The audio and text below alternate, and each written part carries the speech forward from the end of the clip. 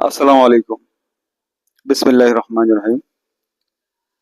আচ্ছা, আপনাদের অনেকেরই প্রশ্ন যে স্বপ্ন দোষ হইলে কি শারীরিকভাবে আসলে কি কোনো ক্ষতি আছে?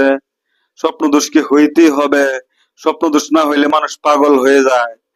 স্বপ্ন দোষ এটা হবেই। আসলে এখন আপনারা প্রশ্ন করেন যে এটা কি আসলে ক্ষতিকর নাকি ন্যাচারাল, অর্গানিক?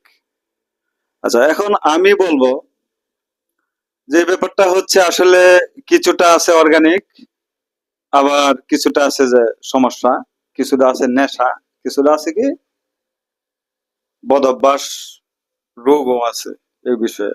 এখন এটা আপনি কিভাবে বুঝবেন যে এটা কি অর্গানিক, সাইকোলজিক্যাল সমস্যা নাকি রোগ? এটা কি আপনার ক্ষতি হচ্ছে না আপনার আহ, উপকার হচ্ছে নাকি? এটা আপনি কিভাবে বুঝবেন যে এটা আপনার ক্ষতি হয় না উপকার হয়? স্বপ্ন দোষ না হইলে নাকি মানুষ পাগল হয়ে যায়। অনেক ধরনের অনেক কথাবার্তা শুনে, অনেক ডাক্তাররাও বলে যে স্বপ্ন দোষ হবেই, এটা ন্যাচারাল, এটা হবেই। তা আসলে এই কথাটার উত্তর হচ্ছে এটাই যে হ্যাঁ, স্বপ্ন দোষ হবে, কিন্তু সপ্তাহে 2 দিন, 3 দিন, 4 দিন, 5 দিন এটা খুবই ক্ষতিকর, খুবই মারাত্মক ক্ষতিকর। কথা বুঝছেন?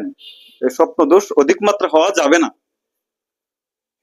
এই স্বপ্ন দোষ হইলে যে আমাদের বীর্যটা আউট হয়, বীর্যটা নষ্ট হয়, এই বীর্যটাই হচ্ছে আপনার ফাউন্ডেশন, এই বীর্যটাই হচ্ছে পুরুষত্ব।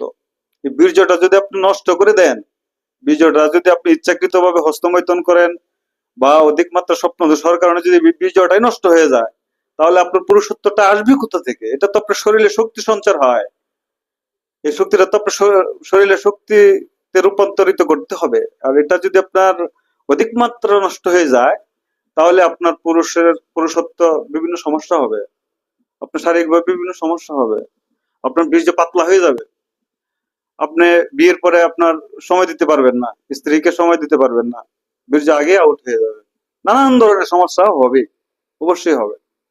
এমনকি যারা বিবাহিত, ওরাও প্রতিদিন সহবাস না করলে ভালো, একদিন পর পর অন্তত সহবাস করা আরো ভালো। আর যদি প্রতিদিন করা যায়, একটা সুস্থ মানুষ প্রতিদিন সহবাস করতে পারে, কিন্তু তাও একবারের বেশি না, এক রাতে 2 বার 3 বার হবে না। একটা বীর্য তৈরি হইতে ন্যূনতম 24 ঘন্টা সময় লাগে।